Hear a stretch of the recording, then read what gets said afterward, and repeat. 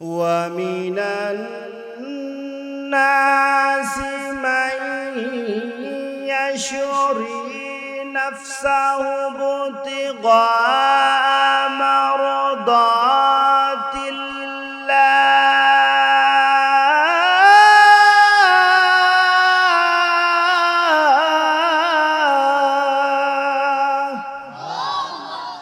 আল্লাহ তাআলা বলেন দুনিয়ার মানুষ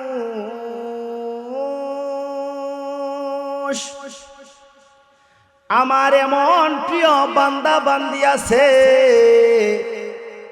যেই বান্দা বান্দি ক্ষমতার কোনো পাওয়ার দেখায় না, নেতৃত্বর পাওয়ার কোনো দেখায় না, নিজেকে টাকাওয়ালাও মনে করে না, নিজেকে ক্ষমতাওয়ালাও মনে করে না। ওয়াবিনান নাসি মাইয়াশুরি নাফসাহু বুতিগা মারদাতিল্লাহ, আমার এমন বান্দা বান্দি আছে নিজের জানের মায়া করে না, নিজের সম্পদের মায়া করে না, নিজের ক্ষমতা মায়া করে না। আমি আল্লাহ তাআলার জন্য আমার সেই বান্দা বান্দি নিজের জানটা পর্যন্ত দিতে প্রস্তুত হয়ে যায়। বলেন সুবহানাল্লাহ। আল্লাহ তাআলা বলেন ওয়াল্লাহু রাউফুম বিল ইবাদ।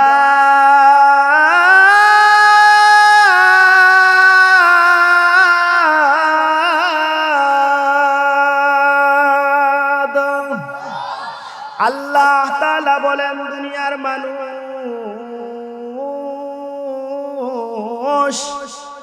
আমার সেই বান্দা বান্দির প্রতি আমি আল্লাহ তাআলার বড় মহব্বত, সেই বান্দা বান্দিরে আমি বড় মহব্বত করি। যেই বান্দা নিজের ক্ষমতার অপব্যবহার করে না, নিজেকে বড় মনে করে না, সম্পদের মায়া করে না, ক্ষমতার মায়া করে না, আল্লাহর জন্য পাগল হয়ে যায়। মাদ্রাসায় দান করতে তার কোনো সমস্যা নাই, ওয়াজের প্যান্ডেলে বসতে তার কোনো সমস্যা নাই, কারণ আল্লাহর কাজে তার বড় মহব্বত। সে সব কিছু সাইরা দিতে রাজি, মালিককে চাইতে রাজি নাই। আল্লাহ তাআলা বলেন সেই বান্দা বান্দির প্রতি আমি আল্লাহ তাআলার বড় মহব্বত। দুনিয়ার মানুষ কিন্তু আমরা তো হিংসার মধ্যে পড়ে গেছি। আল্লাহর রাসূল বলেন ইল্লা আলি মুশরিক, এক নাম্বার মুশরিককে আল্লাহ তাআলা ক্ষমা করবেন না। আও মুশাহিন, ও অহংকারী, ও হিংসাকুর, তোমাকে আল্লাহ তাআলা ক্ষমা করবেন না। শাবান মাসের এমন একটা রজনী আছে, যেই রজনীটা হইল শাবান মাসের 15তম রজনী, আমরা বলি শবে বরাত। রাসূল বলেন লাইলাতুন নিসফি মিন শাবান, এই রাত্রি বেলায় আল্লাহ তাআলা সন্ধ্যার পরে মাগরিবের পরই আল্লাহ তাআলা বলেন কে আসরে আমার বান্দা, আসো আসো আসো, উদউনি আস্তাজিব লাকুম, তুমি মালিককে ডাক দাও। মালিককে ডাক দিতে দেরি করবা, মালিক তোমার ডাকের সাড়া দিতে বিন্দু পরিমাণ দেরি করব না। বলেন সুবহানাল্লাহ। কিন্তু দুনিয়ার মানুষ যদি হিংসা থাকে, ভিতরে যদি হিংসা থাকে, আল্লাহ তাআলা বলেন ও হিংসাকুর, ও হিংসাকুর, তুমি তোমার ভিতরে হিংসা লইয়া, তুমি অহংকার লইয়া মালিককে ডাকবা, তোমার ডাকের কোনো মূল্য নাই। হিংসা করে তুমি মাকে কষ্ট দিবা, তুমি তোমার বাবাকে কষ্ট দিবা, আত্মীয় স্বজনকে কষ্ট দিবা, অহংকারী বাপ মানুষের ছুরি দিয়ে আঘাত করবা। ও বন্ধু, আল্লাহ তাআলা তোমার জন্য কোনোদিন কমা রাখে নাই। বলেন নাউজুবিল্লাহ। খুদি হেতে গেফাসা লা ইলাহা ইল্লাল্লাহ, লা ইলাহা ইল্লাল্লাহ লা ইলাহা ইল্লাল্লাহ লা ইলাহা ইল্লাল্লাহ এ মালো দৌলত দুনিয়া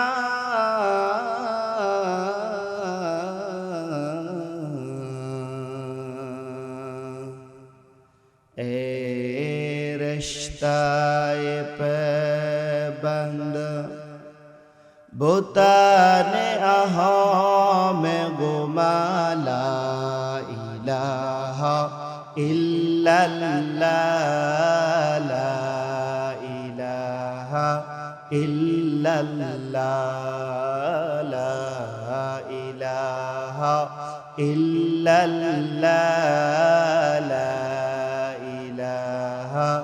इल्लल्लाह ला इलाहा इल्लल्लाह ला इलाहा इल्लल्लाह ला इलाहा इल्लल्लाह मुहम्मदुर रसूलुल्लाह सल्लल्लाहु अलैहि वसल्लम। আলহামদুলিল্লাহ, ঐতিহ্যবাহী গ্রাম বীরগাঁও পশ্চিমপাড়া নতুন জামে মসজিদ এর উদ্যোগে ষষ্ঠ বার্ষিক ওয়াজ মাহফিলের বর্তমান অধিবেশনে আমার শ্রদ্ধাভাজন ব্যক্তি সম্মানিত সভাপতি সাহেব,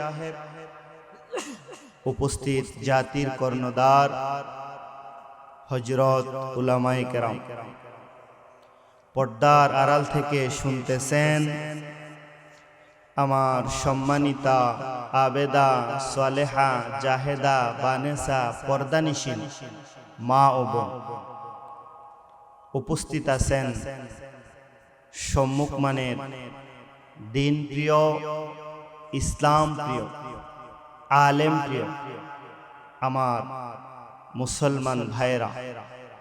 আল্লাহ তাআলা এই পবিত্র মাসে, পবিত্র রজনীতে আমাদেরকে এই জান্নাতি বাগানে আসার বসার, কিছু কথা শোনার তৌফিক দান করেছেন। সেই জন্য জুরে সুরে সমস্বরে অক্ক সুরে সবাই কালিমাতুশ শুকুর আদায় করি আলহামদুলিল্লাহ। আরেকটু জুড়ে বলি আলহামদুলিল্লাহ। রাত্র যত গভীর হচ্ছে কুয়াশার তীব্রতা বাড়তেছে। আমরা শুধু বক্তার ওয়াজ শুনব সেটাই নয়, কথা বুঝলাম কিনা হ্যাঁ একটু জানান দিব, কথা বলবো ইনশাআল্লাহ। পারবো তো? টিকবে টিকের জায়গায় টিকবে ঠিক বলবো, গুরুত্বপূর্ণ জায়গায় সুবহানাল্লাহ বলবো ইনশাআল্লাহ। পারবো তো? সবাই বলে ইনশাআল্লাহ। আচ্ছা, এই মাসটা হইল শাবান মাস। কি মাস? শাবান মাস। অত্যন্ত গুরুত্বপূর্ণ এক মাস। আল্লাহ তাআলার কাছে 4টা মাস হইল সম্মানিত, তার মধ্যে একটা হইল রজব মাস, একটা হইল কি মাস? আর সবচাইতে শ্রেষ্ঠ আফজল মাস হইল রমজানুল মুবারক। তাহলে এটা হইল শাবান মাস, একদিকে রজব, সামনে আসতেছে রমজান, ঠিক না? মানে দুটার মধ্যবর্তী মাস। এই মাস হইল ইবাদত সংগ্রহের মাস। রাসূল সাল্লাল্লাহু আলাইহি ওয়াসাল্লাম এই মাসে সবচাইতে বেশি ইবাদত করতেন, রোজা পালন করতেন, কারণ রমজানের জন্য প্রস্তুতি গ্রহণ করতেন। এই মাসে যদি লম্বা কোনো সফর থাকতো বাতিল কইরা দিতেন, কোনো যুদ্ধ বিগ্রহ থাকলে বাতিল কইরা দিতেন যে সামনে রমজান মাস, শাবান মাস চলে এসেছে, শাবান মাসের একদিন গেল তো রমজান মাসের আর 29 দিন, শাবান মাসের 2 দিন চলে গেল, রমজান মাসের আর 28 দিন। এই রকম ভাবে সাহাবায়ে কেরামদেরকে আল্লাহর রাসূল গণনা করতে নির্দেশ করেছেন। তাহলে শাবান মাস গণনা করে রমজানের দিকে অগ্রসর হওয়া, এটা হলো মুসলমানদের সুন্নত তরিকা। এটা কি তা মুসলমানদের সুন্নত তরিকা। আপনি বারবার চিন্তা করবেন যে শাবান মাসের তো একদিন চলে গেল, রমজানের আর আছে 28 দিন, 29 দিন, 27 দিন, 26 দিন, আজকে 14তম রজনী। তাইলে আর কতদিন আছে? 14 দিন। আজকে অলরেডি 13 দিন গেছে গা, আর আছে 23 দিন, আর আছে কতদিন? 17 দিন। আর কতদিন আছে? 17 দিন। আগামী কালকে হবে 14তম দিন, 15তম রজনী। এই রজনীটাকে আমরা চিনি, এই রজনীটাকে আমরা চিনি শবে বরাত বলে। কি বলে? শবে বরাত আমরা চিনি না? আপনারা চিনেন না? আগামী কালকে দিবাগত রাত্রে শবে বরাত, আমরা বলি শবে বরাত, কিন্তু হাদিসের ভাষায় এটা হইল লাইলাতুল নিসফি মিন শাবান, শাবানের মধ্যবর্তী রাত। বলেন সুবহানাল্লাহ। তো আল্লাহর রাসূল বলেন ইন্নাল্লাহা লা ইয়াত্তালিউ ফি লাইলাতিন নিসফি মিন শাবান, নিশ্চয় শাবান মাসের মধ্যবর্তী রাত হইল ফজিলতপূর্ণ রাত। এই রাতে আল্লাহ তাআলা তার সৃষ্টিকুলের প্রতি, মাখলুকের প্রতি দৃষ্টিদান করেন। বলেন সুবহানাল্লাহ। ফায়াগফিরু লিজামিউ খালকিহি, এবং আল্লাহ তাআলা তার মাখলুককে, তার সৃষ্টিকে সাধারণ ক্ষমা ঘোষণা করেন। বলেন সুবহানাল্লাহ। বুঝছেন তো? এই শবে বরাতে লাইলাতুল নিসফি মিন শাবানে এমন একটা মাসে আমরা এসে পৌঁছে গেছি, যেই মাসে একটা দামি রাত আছে। সেই রাতটা হলো আগামী কালকে দিবাগত রাত, লাইলাতুল নিসফি মিন শাবান। এই রাত্রিতে আল্লাহ তাআলা তার সৃষ্টি কুলের উপর দৃষ্টি দেন এবং সাধারণ ক্ষমা ঘোষণা করেন। বলেন সুবহানাল্লাহ। কিন্তু আল্লাহ তাআলা 2 শ্রেণীর মানুষকে এই রাত্রিবেলায় ক্ষমা করেন না। 1 নাম্বার হইল মুশরিক। বলেন নাউজুবিল্লাহ। 2 নাম্বার হলো মুশাহিন, অহংকারী, হিংসাকুরকে আল্লাহ তাআলা মাফ করেন না। বলেন নাউজুবিল্লাহ। এতক্ষণ কইলাম সুবহানাল্লাহ, কিন্তু 2 শ্রেণীর কাছে আইসা আমরা নাউজুবিল্লাহ বলতে বাধ্য হয়েছি। এই রাতেও আল্লাহ তাআলা 2 শ্রেণীর মানুষকে ক্ষমা করেন না। আপনারা বুঝে থাকলে বলেন 1 নাম্বার শ্রেণী কোনটা? মুশরিক। 1 নাম্বার শ্রেণী মুশরিক। 2 নাম্বার শ্রেণী হলো অহংকারী, হিংসাকুর। 2 নাম্বার শ্রেণী কোনটা? অহংকারীকে আল্লাহ তাআলা এই রাত্রিতে ক্ষমা করেন না। বলেন নাউজুবিল্লাহ। আমরা মুশরিক নয়, আমরা শিরিক করি না, আল্লাহ তাআলার সঙ্গে কাউকে শরীক করি না, কিন্তু আমাদের ভিতরে হিংসা, অহংকার আছে না নাই? হ্যাঁ, বুঝছেন? আমার ভিতরে হিংসা আছে কি নাই? যদি অহংকার থেকে থাকে, আপনার জন্য মুক্তি নয়। বলেন নাউজুবিল্লাহ। তাইলে অহংকার চাটতে হবে এই রাত্রিতে। আপনি অহংকার চাটতে হবে। আল্লাহ তাআলার প্রিয় বান্দা হতে হলে ভিতরের মধ্যে সরিষার দানা, চুলের দাগ পরিমাণ হিংসা, অহংকার আপনার ভিতরে থাকতে পারবে না। বর্তমানে বাংলাদেশের এমন অবস্থা, আমাদের ভিতরে হিংসার এমন প্রভাব পড়েছে, একটু টাকাওয়ালা হইলেই অহংকারী হয়ে যায়। বলেন ঠিক না বেটি? একটু ক্ষমতা পাইলেই অহংকারী হয়ে যায়। বলেন ঠিক না বেটি? একটু নেতার ছায়া পেলেই আমরা অহংকারী হয়ে যাই। বলেন ঠিক না বেটি? বুঝছেন কথাগুলা? বুঝছেন? 1 নাম্বার হিংসার 3টা সূরত আছে। কয়টা সূরত? 3টা সূরত। যে কয়জনে আছেন আজকে ওয়াজ বুঝে যাবেন ইনশাআল্লাহ। ওয়াজ বুঝে যাবেন। কিতাবের মধ্যে লেখছে হিংসাকুর, অহংকারকারী 1 নাম্বার গুণ তার ভিতরে আছে, সে নিজেকে নিজে বড় মনে করবে। সর্বপ্রথম তার ভিতরে হিংসার বীজ রোপণ করবে। বলেন নাউজুবিল্লাহ। হিংসার বীজ কেমনে রোপণ করবে?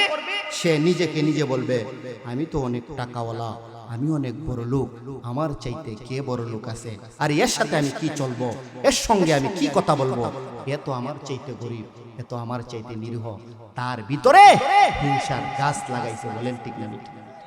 হিংসার বীজ রোপণ করেছে। 2 নাম্বার, সে যখন পাওয়ারশালী হয়ে যায়, কোনো মানুষ যদি তার বিরোধিতা করে, তাহলে সে প্রকাশ্যে বলে যে আমি তোর চাইতে ভালো, আমি তোর চাইতে উন্নত, আমি তোর চাইতে এই, আমি তোর চাইতে সেই। বলে কি বলে? বলে। এতে বোঝা গেল 2 নাম্বার গুণ, তার ভিতরে হিংসার গাছ উঠছে। 2 নাম্বার গুণ, তার ভিতরে হিংসার গাছ উঠছে। 1 নাম্বার, নিজেকে নিজে বড় মনে করে, অহংকারী মনে করে, তার ভিতরে শুধু অহংকার মানে বীজ রোপণ করছে। যখন সে মুখ দিয়া প্রকাশ করে, তখন 2 নাম্বার গুণ, তার ভিতরে হিংসার গাছের প্রকাশ পায়। বলেন নাউজুবিল্লাহ। 3 নাম্বার গুণ, হিংসার ফল কখন বক্ষণ করে। 3 নাম্বার গুণ, সে তার অহংকারী ভাব নিয়ে নিরীহ মানুষকে অত্যাচার করে, দারিদ্র মানুষের সম্পদ লুটে খায়, মানুষকে অত্যাচার করে, জুলুম করে। এটা হলো হিংসার ফল। 3 নাম্বার গুণ। বলেন নাউজুবিল্লাহ। তাহলে হিংসার সূরত কয়টা? 3টা। 1 নাম্বার, নিজের ভিতরে বীজ রোপণ করে, নিজেকে নিজে বড় মনে করে, প্রকাশ করে না। 2 নাম্বার, এমনও মানুষ আছে হিংসার গাছ পর্যন্ত তুলে দেয়। সে মাইকে বলে, অমুক জায়গায় বলে, আমি অমুক নেতা, আমি এই, আমি সেই, আমি অমুক কিছু। সে আমার যোগ্যতা নয়, আমার সঙ্গে চলার ক্ষমতা সে রাখে না। তার ভিতরে হিংসার গাছ উঠছে। এখন যার ক্ষমতা প্রচুর হয়ে যায়, সে মানুষকে অত্যাচার করে, জুলুম করে, বোঝা যায় তার ভিতরে হিংসার ফলু পশু তৈরি হয়েছে। আল্লাহ তাআলা এই শ্রেণীর মানুষকে কোনোদিন ক্ষমা করবে না। বলে নাউজুবিল্লাহ। তাহলে আমরা হিংসা ছাড়তেই বনি, আল্লাহ তাআলার প্রিয় বান্দা হতে হবে। আল্লাহ তাআলা কুরআনুল কারীমের মধ্যে কি বলেন?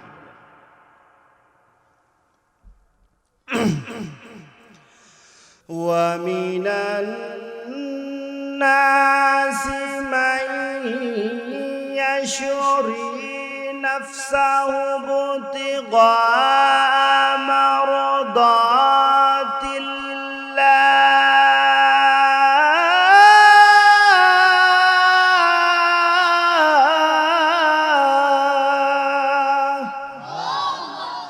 আল্লাহ তাআলা বলেন, দুনিয়ার মানুষ,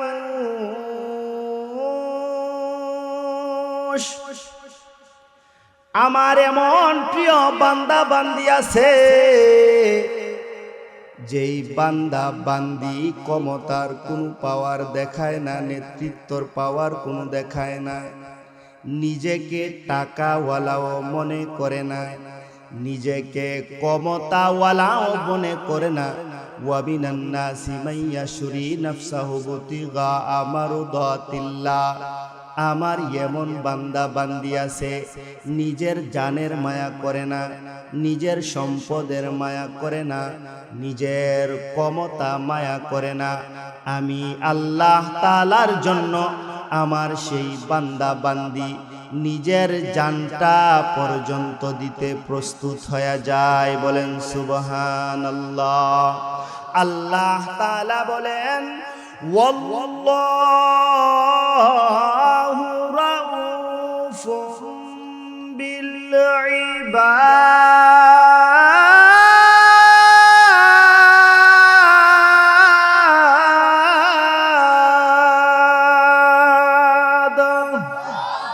আল্লাহ তাআলা বলেন, দুনিয়ার মানুষ,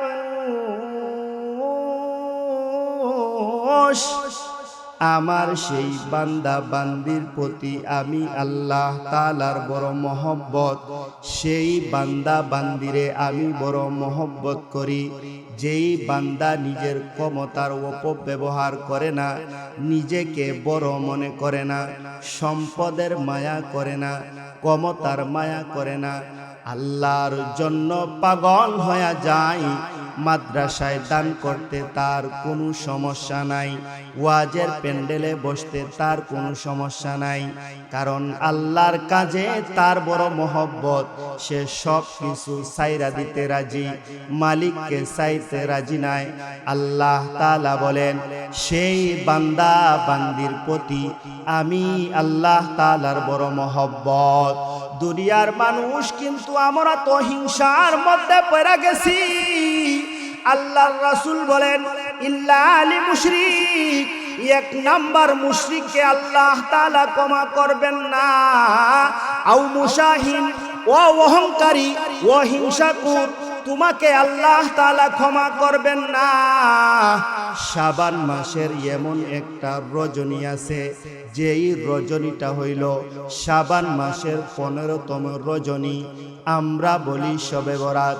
রাসূল বলেন লাইলাতুন নিসফি মিন শাবান, এই রাত্রি বেলায় আল্লাহ তাআলা সন্ধ্যার পরে মাগরিবের পরই আল্লাহ তাআলা বলেন, কে আসরে আমার বান্দা,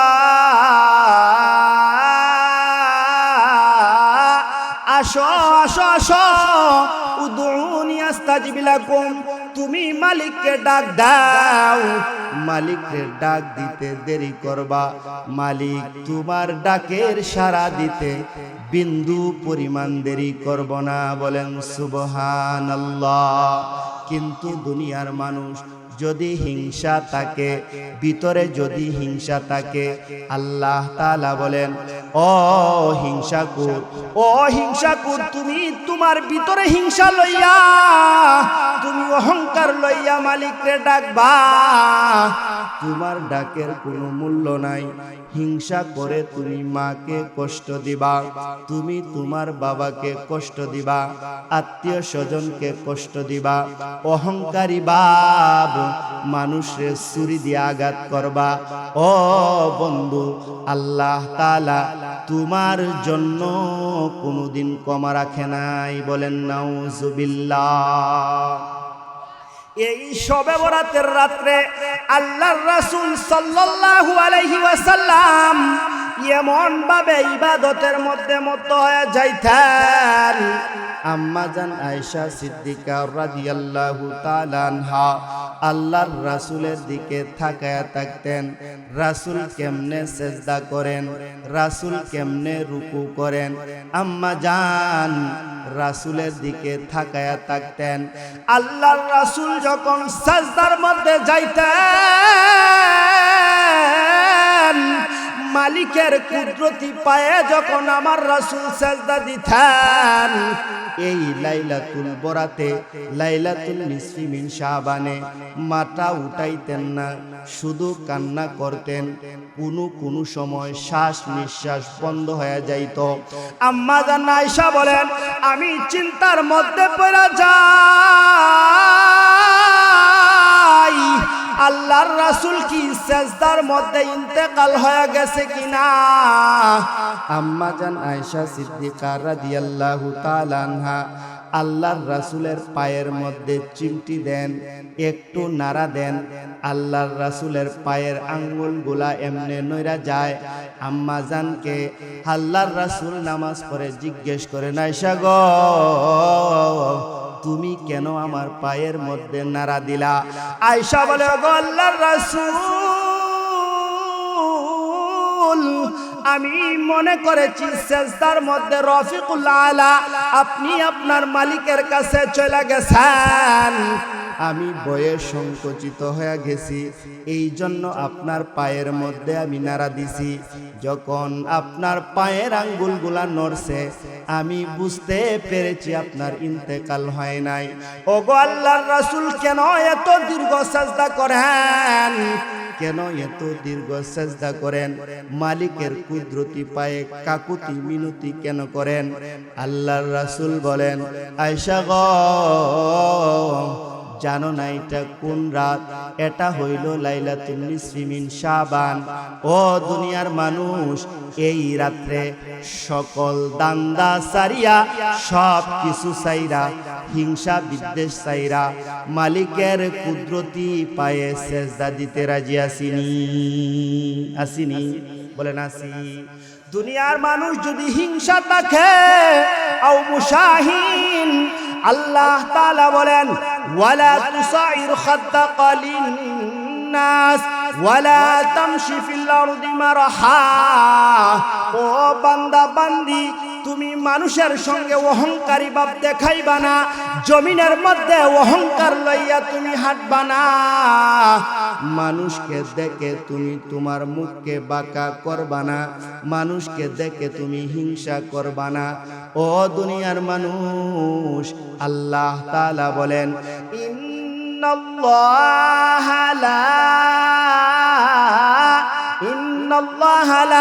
নিশ্চয় আমি পছন্দ করি না আমি পছন্দ করি না যারা অহংকার করে তাদেরকে আমি পছন্দ করি না দুনিয়ার মানুষ যারা অহংকার করে তাদেরকে আল্লাহ তাআলা কোনদিন আল্লাহ তাআলা ক্ষমা করবেন না বলেন নাউজুবিল্লাহ তাহলে আমরা বুঝলাম আমরা এমন এক রজনীতে এসেছি এমন এক মাসের মধ্যে এসেছি যেই মাসটা হলো শাবান মাস এর মধ্যে একটা মধ্যবর্তী রাত আছে লাইলাতুন নিসফি মিন শাবান এই রাত্রিতে মালিকের কুদরতি পায়ে ইবাদত করা কুরআন তেলাওয়াত করা তাসবিহ তাহলিল করা নামাজ পড়া কিন্তু অনেকে আবার জিজ্ঞেস করে এই রাতে নির্দিষ্ট কোনো নামাজ আসেনি না এই রাত্রিতে নির্দিষ্ট কোনো নামাজ নাই যে আমি শবে বরাতের 2 রাকাত নামাজ পড়তেছি না শবে বরাতের নির্দিষ্ট কোনো নামাজ নাই আপনি নফল নামাজ পড়বেন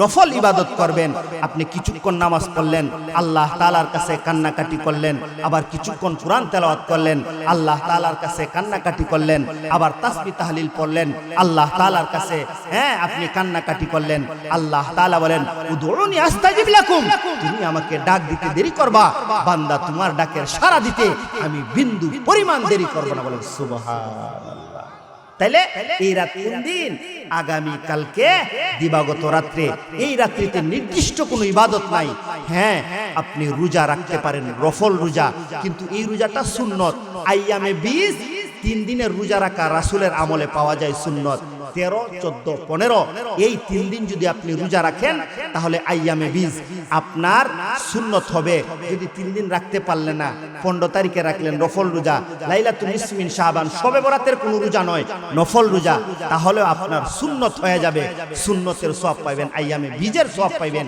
কিন্তু শবে বরাতের কোনো নির্দিষ্ট রোজা নাই বুঝছেন শবে বরাতের নির্দিষ্ট কোনো রোজা নাই তবে নফল রোজা আছে এই রাত্রিতে ইবাদত করলে সওয়াব আছে কিন্তু নির্দিষ্ট কোনো আপনি গন্ডির ভিতরে যে 2 রাকাত পড়তে হবে এই সূরা দিয়া এই রকম ভাবে পড়তে হবে এর কোনো নির্দিষ্ট জরিপ নাই এই রাত্রিতে আমরা আল্লাহ তাআলার ডাকতে রাজি আছি নি বলে ইনশাআল্লাহ শুনেন সম্মানিত হাজিরিন আমাদের ডাক তো আল্লাহ তাআলা শুনবেন আমরা তো মুশরিক না আল্লাহ তাআলাকে যদি মানুষ ঠিকমতে ডাকে আল্লাহ তাআলা তার ডাকের জবাব দেয় একবার না 70 বার জবাব দেয় বলেন সুবহানাল্লাহ শুনেন এক মুশরিক হিন্দু এক মুশরিক হিন্দু লোক এখন হিন্দু লোকের আপনার বিবাহ করার পরে কোনো সন্তান নাই কোনো সন্তান নাই কোনো বাচ্চা কাচ্চা নাই বাচ্চা কাচ্চা না থাকার দরুন এখন অনেক বছর পরে বাচ্চা কাচ্চা হয় না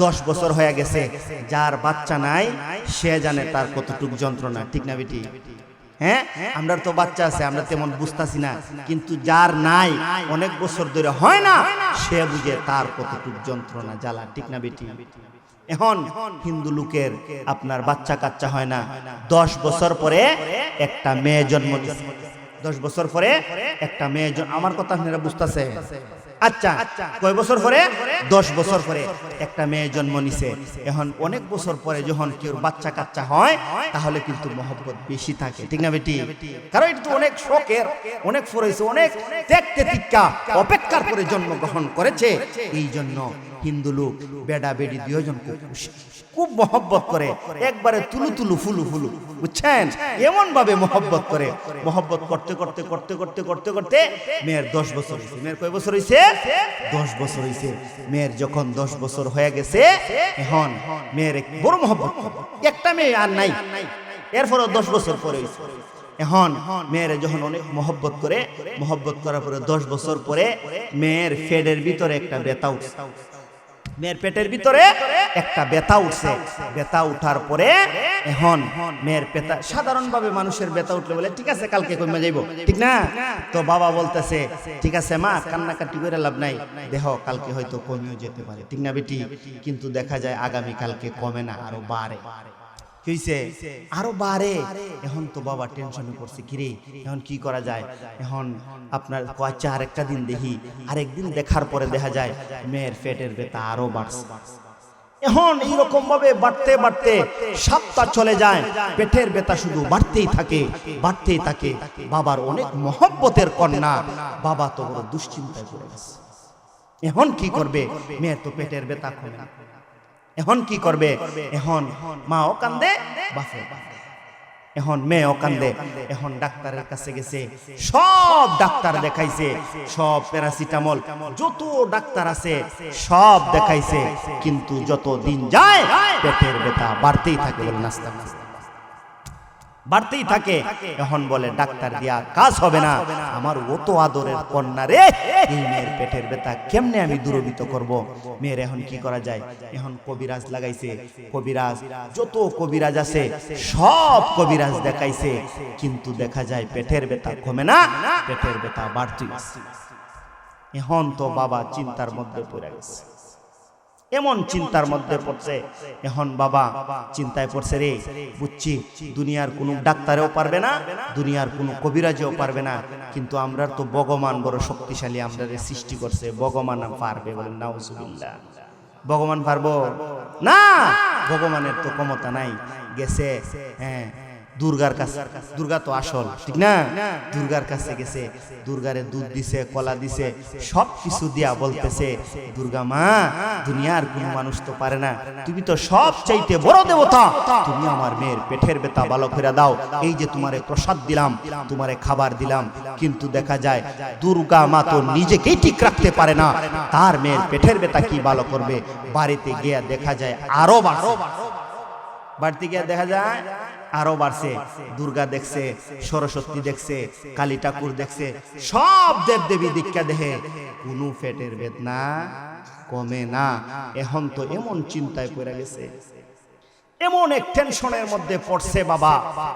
এখন যেই মেয়েকে দেখলে সারাদিন কাজ করে যদি ঘরে যাইতো, মেয়েরে দেখলে জানটা শান্তি দিত, কিন্তু দেখা যায় এই মেয়েকে দেখা মাত্রই বাবার চেহারাটা মলিন হয়ে যায়, বাবা মেয়ের দিকে তাকাইতে পারে না, মেয়ে কান্না করে, বাবার কাম কাজে কিচ্ছুতে মন আসে না, মেয়ে কান্না করে।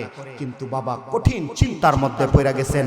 হঠাৎ করে রাত্রিবেলায় বাবা চিন্তা করতে করতে, হিন্দু লোক চিন্তা করতে করতে, হঠাৎ তার মাথার ভিতরে চলে এসেছে, যাই সব ডাক্তার দেখাইলাম, সব কবিরাজ দেখাইলাম, দেব দেবী যা আছে সব কিছু দেখাইলাম, কিন্তু একজন বাকি রয়েছে, বলেন সুবহানাল্লাহ। একজন কে বাকি রয়েছে? মুসলমানের আল্লাহ, বলেন সুবহানাল্লাহ। মুসলমানের আল্লাহ বাকি রয়েছে, মুসলমানের আল্লাহর কাছে যাব।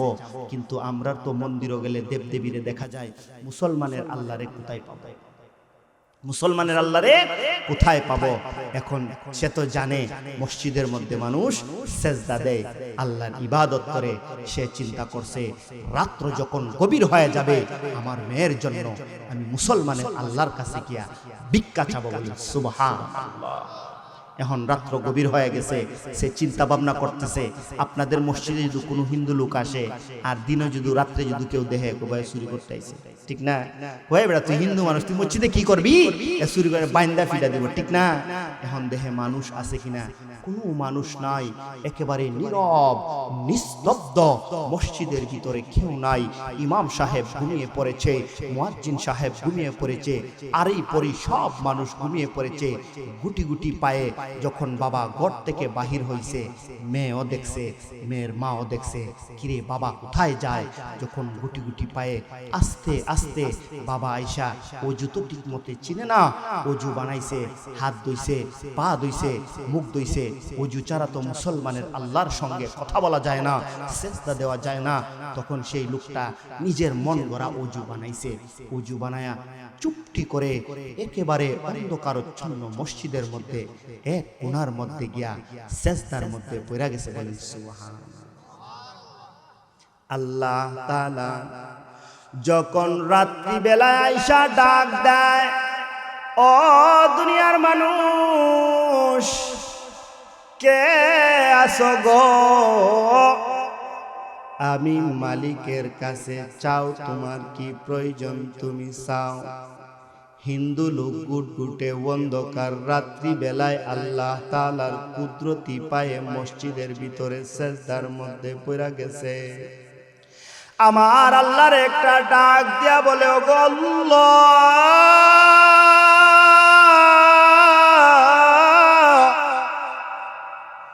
ও দয়ার মালিক আল্লাহ, আমার মেয়ের পেটের ব্যথা সমস্ত ডাক্তার দেখাইছি, সমস্ত কবিরাজ দেখাইছি, শিব ঠাকুরের কাছে গেছি, কালী ঠাকুরের কাছে গেছি, এমন কোন ডাক্তার নাই, কবিরাজ নাই, আমার মেয়েকে দেখাই নাই।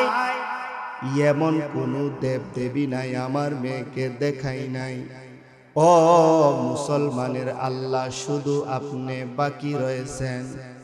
আমি জানি না মুসলমানরা কিভাবে আপনাকে ডাক দেয়, কেমনে আপনাকে ডাক দেয়। আমি হিন্দু মানুষ, আমি চিনি না, আমি জানি না কেমনে মুসলমানরা সুন্দর করে পরিপাটি করে আপনাকে ডাক দেয়। দুনিয়ার সব কিছু থেকে আমি ব্যর্থ হয়ে গেছি। ও মুসলমানের আল্লাহ, আপনি যদি সঠিক আল্লাহ হয়ে থাকেন, আল্লাহ তাআলা বলেন, ইন্নাহু আলা কুল্লি শাইইন কাদির।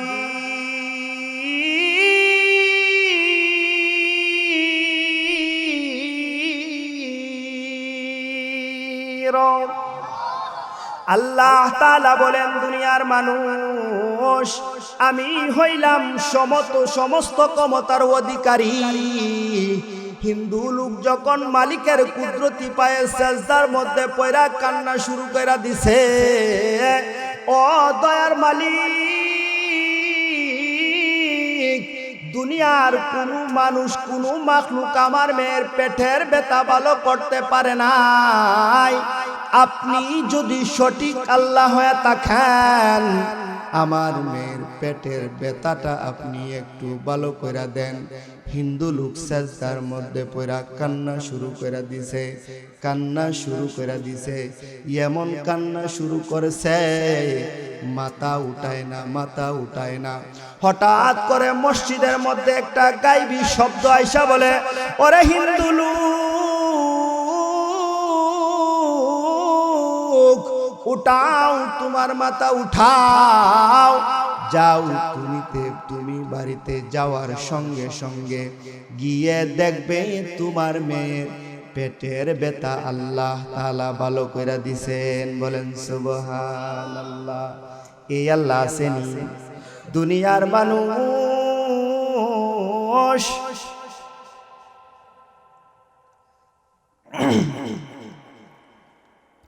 হিন্দু লোকের ডাক যদি আমার মালিক কবুল করে, আমি আর আপনি তো মুসলমানের ঘরের মুসলমান, আমার ডাক আপনার ডাক আল্লাহ কবুল করবেনি।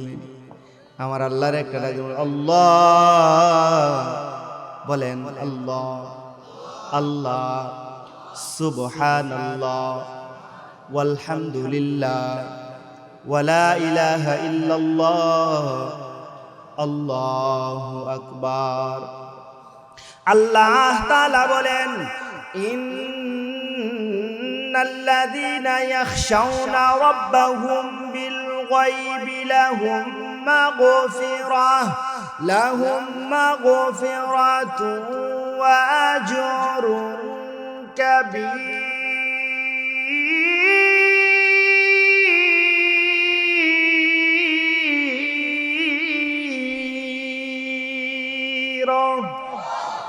আল্লাহ তাআলা বলেন, দুনিয়ার মানুষ যারা গায়ব মালিকের উপরে ঈমান আনে, আল্লাহ তাআলাকে দেখে না কিন্তু আল্লাহ তাআলাকে ভয় করে, সুদ খায় না, ঘুষ খায় না, চুরি করলেও বলে আমার আল্লাহ তাআলা দেখতেছে, ইবাদত করলেও বলে আমার মালিকের সামনে আমি আছি।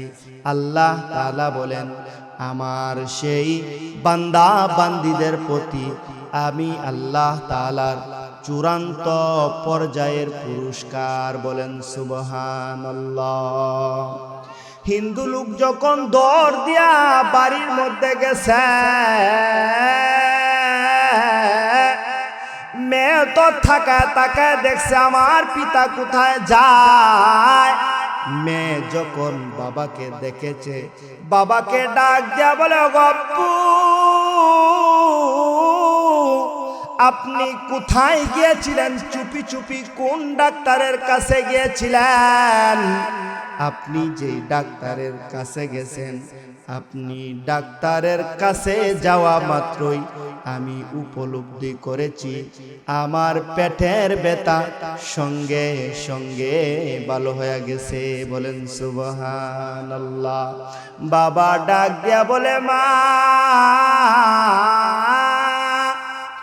সব ডাক্তার দেখেছি, সব কবিরাজ দেখেছি, কিন্তু আমরা তো আসল ডাক্তারে দেখি নাই, আসল মালিকরে আমরা চিনি নাই।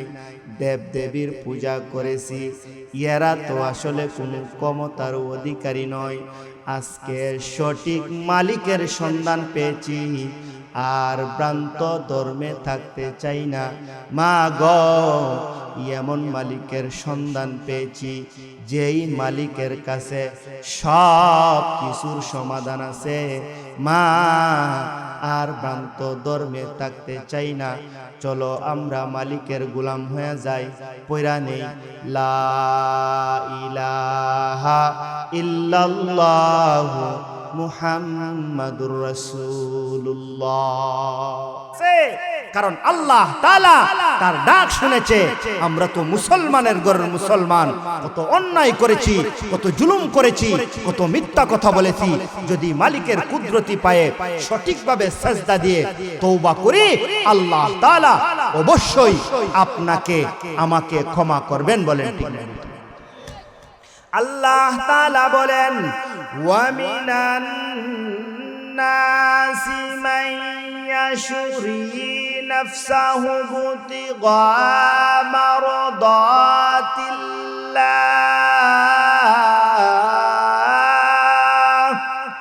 আল্লাহ তাআলা বলেন আমার এমন প্রিয় বান্দা বান্দি আছে যারা সম্পদের মায়া করে না, ক্ষমতার মায়া করে না, যারা আল্লাহ তাআলার জন্য পাগল, আল্লাহ তাআলার জন্য নিজের জানটা দিতে প্রস্তুত হয়ে যায়।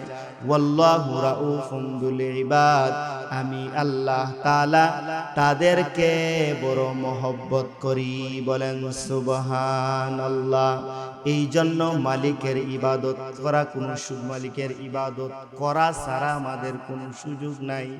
আমরা তো মুখে মুখে বলি আমরা মুসলমানের ঘরের মুসলমান হয়ে গেছি, জান্নাতের টিকিট পেয়ে গেছি, মুসলমান হয়ে গেছি, জান্নাতে চলে যাব। আল্লাহ তাআলা বলেন না না না, আহাসিবান নাসু আইয়ুতরাকু আইয়াকুলু আমান্না।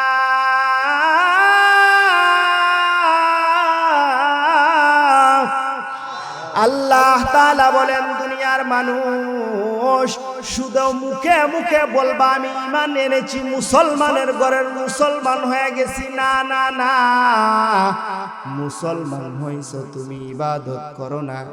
আমি আল্লাহ তাআলা দুনিয়াতে তোমারে পরীক্ষা করব। ওয়া হুম লা ইউফতানুন।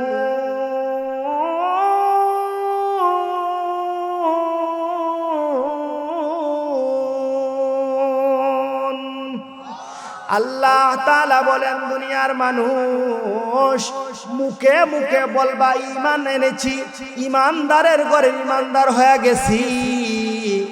না না না, দুনিয়াতে তোমারে পরীক্ষা করা হবে, চূড়ান্ত পর্যায়ের পরীক্ষা করা হবে। ও মানুষ, টাকা দিয়া তোমারে পরীক্ষা করা হবে, নেতৃত্ব দিয়া তোমারে পরীক্ষা করা হবে। আল্লাহ তাআলা বলেন তোমারে পরীক্ষা কইরা আমি মালিক যাচাই বাছাই কইরা তোমারে জান্নাতে দিব, অন্যথায় তুমি জান্নাতে যাওয়ার কোনো সুযোগ নাই। বলেন ঠিক না বেটি? আমরা তো মনে বুঝছি যে আমরা তো মুসলমানের ঘরে মুসলমান হয়ে গেছি, জান্নাতে তো একবার যাবই। আল্লাহ বলেন না, মুখে মুখে তুমি মুসলমান, আর বিপদ হলে আল্লাহ বাঁচাও। আর যখন তোমার সুযোগ সন্ধানী হয়ে যাও, তখন তুমি অত্যাচারী হয়ে যাও, জালেম হয়ে যাও, এই সুযোগ তোমারে দেওয়া হবে না। বলেন ঠিক না বেটি? বিপদ পড়লে হায় হায় রে আল্লাহ আপনি আমারে বাঁচান, আর বিপদ থেকে উত্তর ছুরি হাতে নিয়ে মানুষকে গা মেরে দিই। বলেন ঠিক না বেটি? রাস্তায় প্রকাশ্যে মানুষকে হত্যা করি, ঠিক না বেটি? কিন্তু বিপদে পড়লে গর্তে ফালায়ও আমাদের নিস্তার নাই, ঠিক না বেটি? কিন্তু যখন একটু ক্ষমতা হয়ে যায়, রাস্তার মধ্যে মানুষে পাথর নিক্ষেপ করে আমরা মারি, ঠিক না বেটি? আছে না নাই? মানুষকে প্রকাশ্যে আমরা জবাই করি যদি একটু নেতৃত্বের পাওয়ার আমাদের হয়ে যায়। ও মুসলমান, তুমি মনে করেছো ক্ষমতা দিয়েছে, এটা তো একটা পরীক্ষা। পরীক্ষায় তুমি ক্ষমতার অপব্যবহার করেছো, তুমি হিংসাকুর হয়ে গেছো, অহংকারী হয়ে গেছো, তোমাকে কোনোদিন আল্লাহ তাআলা ক্ষমা করবেন না। বলেন ঠিক না বেটি? ভাবছেন মুসলমানের ভাই, মুসলমানের ঘরের মুসলমান, তুমি চুরি করবা, ডাকাতি করবা, টেন্ডার মারবা, সুদ খাইবা, ঘুষ খাইবা, চাঁদাবাজি করবা, তোমার জন্য মাফি নয়, তোমার জন্য জাহান্নাম। তুমি চক্রান্তকারী, তুমি জালিম, তুমি জালিম, তুমি জালিম। বলেন ঠিক না বেটি? আল্লাহু আকবার। ইসলাম ইসলাম জিন্দাবাদ জিন্দাবাদ। জিয়ার সাবধান, জিয়ার সাবধান, ইসলামের জিন্দাবাদ। সম্মানিত হাজিরিন, আমরা তো এইটা ভাই বসে রয়েছি, ঠিক না বেটি? হ্যাঁ, আপনি চিন্তা করে দেখেন, এক বুজুর্গ যার নাম হইল মালিক ইবনে দিনার, আব্দুল্লাহ ইবনুল মুবারক, তার নাম হইল আব্দুল্লাহ ইবনুল মুবারক, বিশিষ্ট তাবেঈ আব্দুল্লাহ ইবনুল মুবারক। তিনি ইমাম বুখারীর উস্তাদ। বলেন সুবহানাল্লাহ। ইমাম বুখারীর উস্তাদ, বুখারী শরীফ যিনি লিখেছেন তিনার উস্তাদ আব্দুল্লাহ ইবনুল মুবারক। তিনি এমন ইবাদত করেছেন দুনিয়াতে, এমন ইবাদত করেছেন, উনার যুগে উনার চাইতে শ্রেষ্ঠ বুজুর্গ আর দুনিয়াতে ছিল না। বলেন সুবহানাল্লাহ। গোটা পৃথিবীতে উনার মতো বুজুর্গ আর পাওয়া গেছে। উনি এমন একজন মনীষী, এমন একজন আল্লাহর ওলি, এমন একজন তাবী। উনি যখন ইন্তেকাল করেছেন, আব্দুল্লাহ ইবনুল মুবারক আল্লাহর ওলি, উনি ইন্তেকাল করেছেন। উনার এক বন্ধু ছিল, উনিও ছিল ওলি। আব্দুল্লাহ ইবনুল মুবারকের এক বন্ধু ছিল, সেও ছিল আল্লাহর ওলি। কিন্তু আব্দুল্লাহ ইবনুল মুবারক ইন্তেকাল হয়ে গেছে। ইন্তেকাল হয়ে যাওয়ার কিছুদিন পরে উনার বন্ধু যে আরেকজন ওলি ছিল, উনি তো দুনিয়াতে বাচ্চা আছে, উনি ঘুমাইছেন। উনি চিন্তা ভাবনা করতেছেন, হ্যাঁ আমার বন্ধু আব্দুল্লাহ ইবনুল মুবারক হায় রে কত ইবাদত করছে, মালিক রে কত ভয় করছে, আমার বন্ধু আজকে নাই। দুই বন্ধু কতদিন হাদিসের হাদিস নিয়ে আলোচনা করেছি, কোরআন নিয়ে আলোচনা করেছি, না জানি রে আমার বন্ধুর কবরের কি হালত, আখিরাতে কি অবস্থা। উনি উনার বন্ধু চিন্তা করে করে ঘুমাইছেন। বলেন সুবহানাল্লাহ। রাত্রিবেলা যখন ঘুমাইছেন, ঘুমের মধ্যে স্বপ্নে দেখে আব্দুল্লাহ ইবনুল মুবারককে দেখা যায়। বলেন সুবহানাল্লাহ। বুঝতেছেন? আব্দুল্লাহ ইবনুল মুবারককে দেখা যায় জান্নাতের গেটে হাঁটাহাঁটি করতেছে। বলেন সুবহানাল্লাহ। তো উনি তো ওলি, তো জান্নাতের গেটে যখন হাঁটাহাঁটি করতেছে, জিজ্ঞেস করতেছে, বন্ধু আব্দুল্লাহ ইবনুল মুবারক, হাই হাই তোমার জন্য তো আল্লাহ তাআলা অনেক বড় জান্নাত প্রশস্ত করে দিয়েছেন, তোমার মৃত্যুর পরে অনেক ইবাদত তুমি করছো, এই জন্য আল্লাহ তাআলা মৃত্যুর পরে তোমারে জান্নাত দিয়েছে, তোমার তো ভাগ্য বড় ভালো। বলেন সুবহানাল্লাহ। এখন বন্ধু দেখতেছে আব্দুল্লাহ ইবনুল মুবারকের কবরে জান্নাত বানায় দিয়েছে, স্বপ্নে থেকে দেখতেছে যে আল্লাহ তাআলা জান্নাত দেখাইতেছে। বলেন সুবহানাল্লাহ। এখন ওনার বন্ধু বলে, বন্ধু জান্নাতে তো অনেক শান্তিতে আছো, দুনিয়াতে আল্লাহর ইবাদত করছো, এখন জান্নাতে শান্তিতে আছো। আব্দুল্লাহ ইবনে মুবারককে বলে, বন্ধু ঠিক আছে, তুমি স্বপ্নে যুগে আমারে জিজ্ঞেস করতেছো আমি শান্তিতে আছি কথা ঠিক, কিন্তু আমার ভিতরে একটা প্রশ্ন কাজ করতেছে। এই প্রশ্নটা আমি দুনিয়াতে সারা আর কাউকে জিজ্ঞেস করার মতো যোগ্যতা নাই। বলে কি প্রশ্ন? বলে আমি যেই জান্নাত আল্লাহ তাআলা আমারে যেই জান্নাত দান করেছেন তার চাইতে বড় জান্নাত আমার পাশের বাড়ির এক কামার ছিল, সেই কামার রে আল্লাহ তাআলা আরো বড় জান্নাত দান করেছেন। সুবহানাল্লাহ। আমি হইলাম আল্লাহর ওলি, কিন্তু কামার তো হইলো সাধারণ কামার, মিস্ত্রি, সে তো কাজ কইরা খাইতো, সে তো ইবাদত করার তেমন সুযোগ পায় নাই, আমার চাইতো সে কেমনে বড় জান্নাত পাইলো? এই প্রশ্নটা তো দুনিয়াতে জিগাইতেইব তার আত্মীয় স্বজনের কাছে, ঠিক না? আমি তো তার এখন কেমনে জিগাইব? এই স্বপ্ন দেখার পরে ওই আব্দুল্লাহ ইবনে মুবারকের বন্ধু যিনি ছিলেন ওনার ঘুম ভাঙিয়ে গেছে। বলে সুবহানাল্লাহ। উনি তো টেনশনের মধ্যে পড়ছেন, কিরে যুগ শ্রেষ্ঠ বড় ওলি ওনার চাইতে বড় জান্নাত পাইছে, কামার ব্যক্তি, টেনশনের কথা না, খুব টেনশনের কথা, চিন্তার কথা। উনি রাত্রিবেলা উঠা আপনার সকাল যখন হইছে বলেন কামারের স্ত্রীর কাছে যাইতে হইবে, কামারের কি আমল ছিল সেই আমলগুলা জানতে হইবে, যে আব্দুল্লাহ ইবনে মুবারকের চাইতে বড় জান্নাত যে পেয়ে যায় সে না জানি কি আমল করছে। বলেন ঠিক না বেটি? সে সকালবেলা উঠা কামারের স্ত্রীর কাছে গেছে, কামারের স্ত্রীর কাছে গিয়ে জিজ্ঞেস করতেছে পর্দার আড়াল থেকে, মা আমি অমুক লোক আব্দুল্লাহ ইবনে মুবারকের বন্ধু, আপনার পাশের বাড়ির যে বিল্ডিং ছিল এই বিল্ডিং এ আব্দুল্লাহ ইবনে মুবারক ছিল, আমি ছিলাম ওনার বন্ধু, এখন আপনার স্বামীর কিছু খোঁজ নিবার আইছি। বলেন আমার স্বামী খোঁজ নিবার আইছেন? বলেন, বলে আপনার স্বামী কবে মারা গেছে? বলে আব্দুল্লাহ ইবনে মুবারকের একদিন পরেই মারা গেছে। সুবহানাল্লাহ। বলে বোন এমন একটা স্বপ্নে দেখেছি, আব্দুল্লাহ ইবনে মুবারক তো যুগ শ্রেষ্ঠ ওলি, উনি তো জান্নাত পাবেই, কিন্তু আব্দুল্লাহ ইবনে মুবারকের চাইতে আপনার স্বামী আরো বড় জান্নাত পাইছে, আপনার স্বামী কি ইবাদত করত একটু বলেন। বলেন সুবহানাল্লাহ। এখন স্ত্রী বলে, ও আব্দুল্লাহ ইবনে মুবারকের বন্ধু আল্লাহর ওলি, আমার স্বামী তেমন কোনো ইবাদত করে নাই, আমার পাশের বাড়ি ছিল আব্দুল্লাহ ইবনে মুবারকের বাসা, বিল্ডিং বাসা। আমার স্বামী যখন আব্দুল্লাহ ইবনে মুবারককে দেখতো, আব্দুল্লাহ ইবনে মুবারককে যখন আমার স্বামী দেখতো, রাত্রি বেলায় সারা রাত্রে ছাদের উপর দাঁড়ায় দাঁড়ায় আব্দুল্লাহ ইবনে মুবারক ইবাদত করত। আমার স্বামী কিন্তু তাকায়া তাকায়া আব্দুল্লাহ ইবনুল মুবারকের ইবাদত গুলা দেখত। আমার স্বামী দিনের বেলায় প্রচন্ড রৌদ্র থাকার কারণে কামারের কাজ, আগুনের কাজ করতে পারত না। দিনের বেলায় আগুনের কাছে গেলে আমার স্বামীর কষ্ট হতো, বিদায় দিনের বেলা বিশ্রাম নিত। আর রাত্রি বেলা কন্তি কুড়াল আমার স্বামী আগুন জ্বালায়া বানাইতো। আর আমার স্বামীর যেই কন্তি কুড়াল বানানির দোকানটা ছিল, যেই কারখানাটা ছিল, সেই কারখানা থেকে আব্দুল্লাহ ইবনুল মুবারক রাত্রি বেলায় ছাদের উপরে যেই ইবাদত করত সেই ইবাদত গুলা দেখত। আমার স্বামী দেখে দেখে বলতো,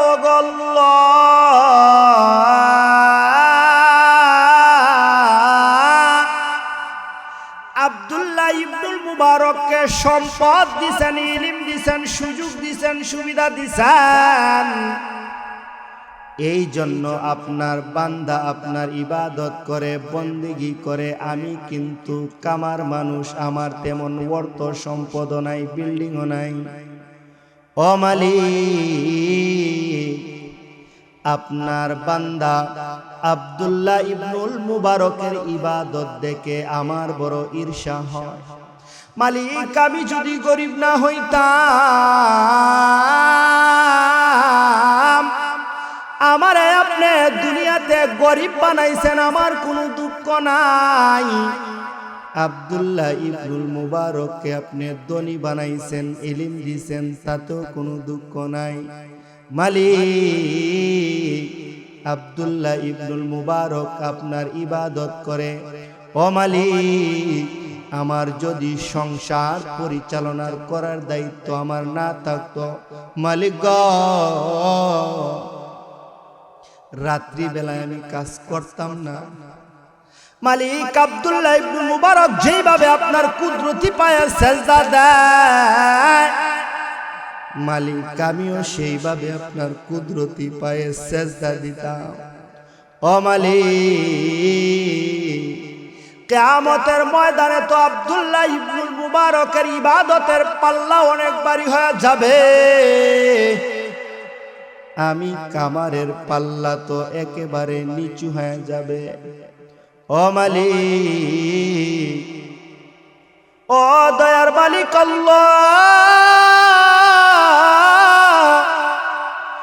মৃত্যুর পরে আপনি আব্দুল্লাহ ইবনুল মুবারককে জান্নাত দান করবেন। আপনার বান্দা বইলা আব্দুল্লাহ ইবনুল মুবারককে আপনি ডাক দিবেন, আমি তো খামার।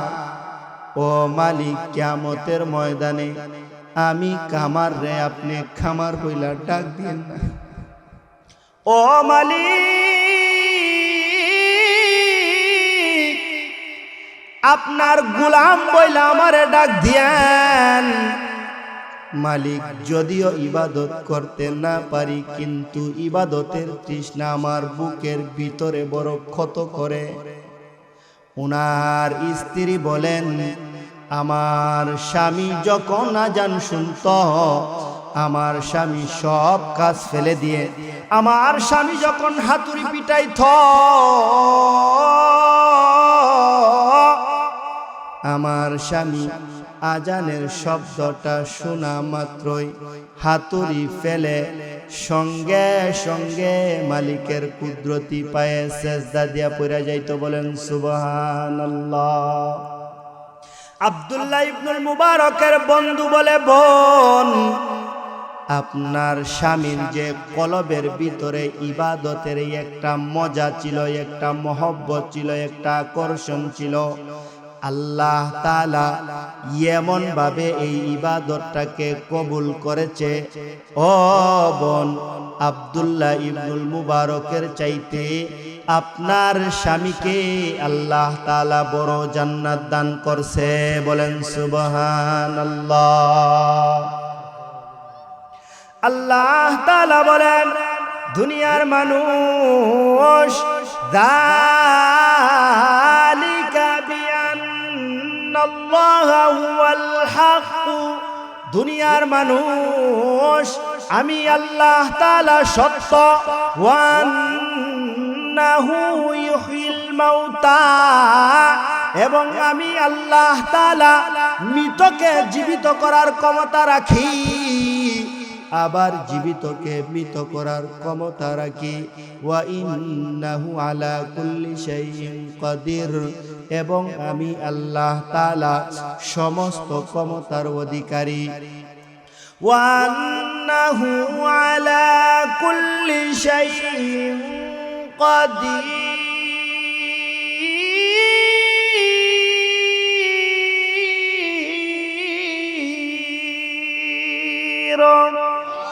আল্লাহ তাআলা বলেন, দুনিয়ার মানুষ আমি সব ক্ষমতার অধিকারী, সুতরাং তুমি অহংকারী হইবা, হিংসাকুর হইবা, অবশ্যই মালিকের কাছে ধরা দিতে হবে।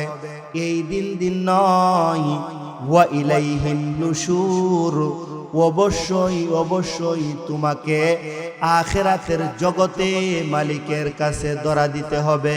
বলেন ঠিক না বেটি?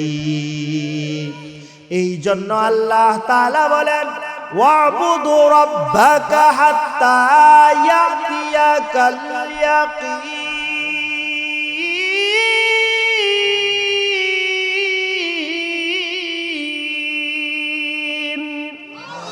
আল্লাহ তাআলা বলেন, দুনিয়ার মানুষ, মৃত্যুর আগ পর্যন্ত তুমি তোমার মালিকের ইবাদত করো, কারণ তুমি জানো না তোমার মৃত্যু কখন চলে আসবে, আজরাইল যখন তোমার কাছে চলে আসবে, আর ইবাদত করার সুযোগ পাবে না, আর তোমাকে সুযোগ দেওয়া হবে না, বিন্দু পরিমাণ সুযোগ তোমাকে দেওয়া হবে না।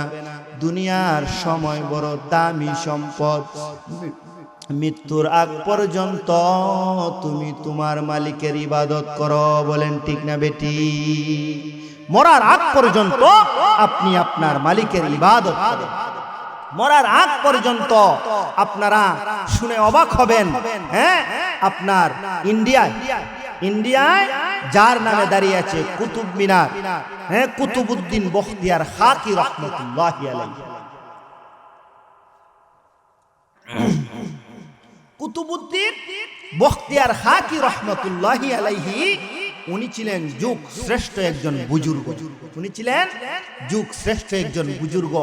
ওনার যখন ইন্তেকালের সময় হয়ে গেছে, ইন্তেকালের আগেই ওনার যত আওলাদ আছে, সন্তান আছে, আত্মীয় স্বজনকে উনি ডাক দিছেন। ডাক দিয়া বলেন, শুনো, আমার যখন ইন্তেকাল হয়ে যাবে তোমরা শুনে রাখো, আমার জানাজার নামাজ এমন মানুষ দিবে যার ভিতরে 4টা গুণ আছে। যার ভিতরে 4টা গুণ আছে। 4টা গুণ কি কি? 1 নাম্বার গুণ হইল, এমন ব্যক্তি আমার জানাজার নামাজ পড়াবে, 1 নাম্বার গুণ থাকতে হবে, যার বালেগ হওয়ার পরে জিন্দেগিতে ফরজ নামাজের তাকবীর উলা কোনোদিন ছুটে নাই। বলেন সুবহানাল্লাহ। তার জিন্দেগিতে কোনোদিন তাকবীরে উলা ছুটে নাই, এমন লোক দিয়ে আমার জানাজার নামাজ পড়াইবা। 2 নাম্বার শর্ত হইল, এমন লোক দিয়া আবার জানাজার নামাজ দিবা যেই লোক কোনোদিন জিন্দেগিতে তাহাজ্জুদ নামাজ কাজা করে নাই। বলেন সুবহানাল্লাহ।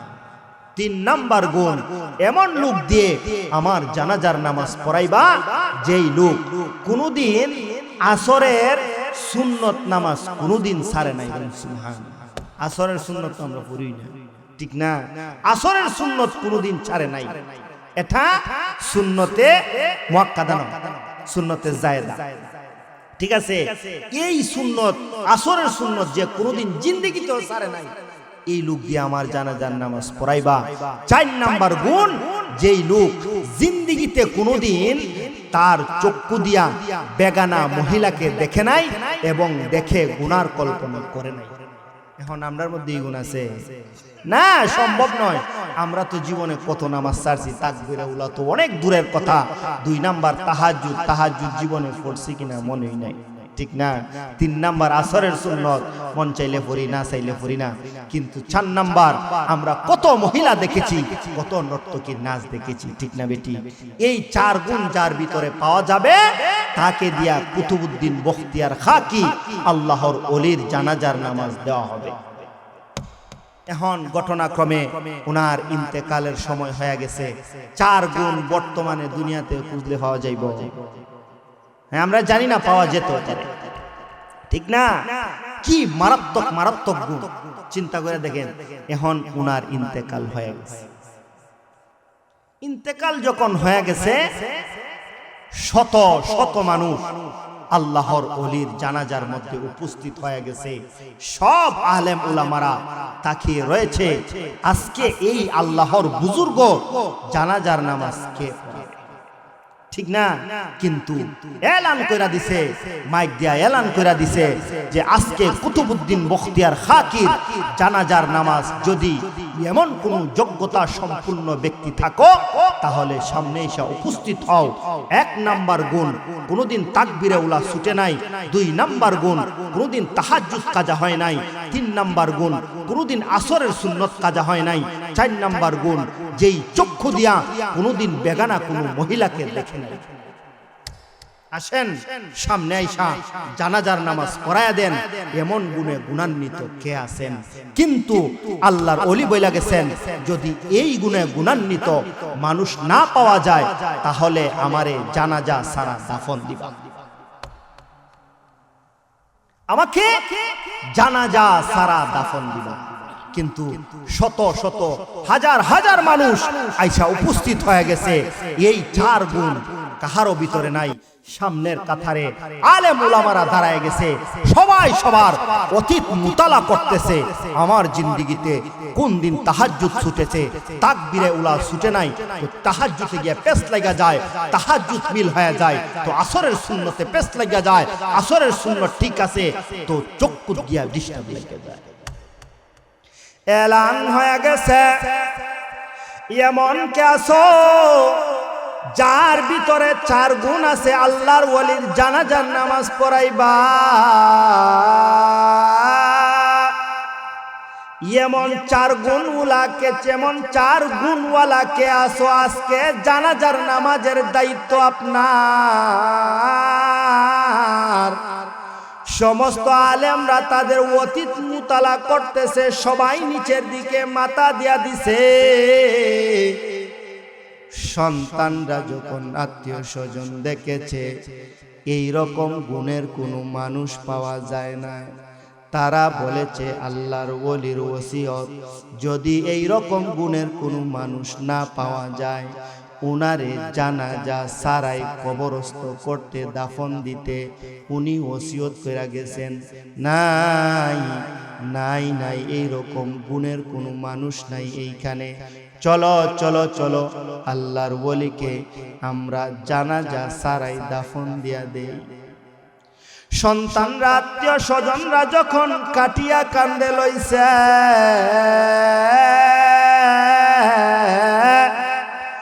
হঠাৎ করে পিছন থেকে একজন ডাক দেয়া বলে, দাঁড়াও, বলেন আল্লাহু আকবার, দাঁড়াও, আল্লাহর ওলির জানাজার নামাজ ছাড়া তোমরা দাফন দিও না। সমস্ত মানুষ উনার দিকে তাকায় রইছে, কে রে কাটিয়া থামায় দিল, কে তারে দাফন দেওয়ার জন্য থামায় দিল। সব মানুষ যখন পিছন দিকে তাকাইছে, উনি তেমন কোনো আলেম না, তেমন কোনো বুজুর্গ না।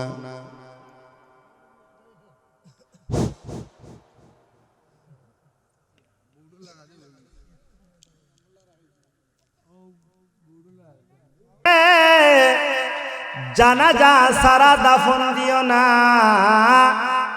সমস্ত মানুষ যখন পিছনের দিকে তাকাইছে, তাকায়া দেখে আর কেউ নয়, দিল্লির সম্রাট সুলতান শামসুদ্দিন আলতামাস রহমাতুল্লাহি আলাইহি, বলেন সুবহানাল্লাহ। দিল্লির সম্রাট সুলতান শামসুদ্দিন আলতামাস রহমাতুল্লাহি আলাইহি বলেন, তোমরা আল্লাহর ওলিকে জানাজা সারা দাফন দিও না। আল্লাহর ওলির জানাজার নামাজ আমি পড়াইব, বলেন আল্লাহু আকবার। সমস্ত মানুষ উনার দিকে তাকায় রইছে। উনি বলেন, চির বিদায়ের সময় আল্লাহর ওলির চেহারাটা আমার একটু দেখা দাও। মানুষ যখন আল্লাহর ওলি বখতিয়ার খাকি রহমাতুল্লাহি আলাইহি মুখ থেকে কাফনের কাপড় সরাইছে,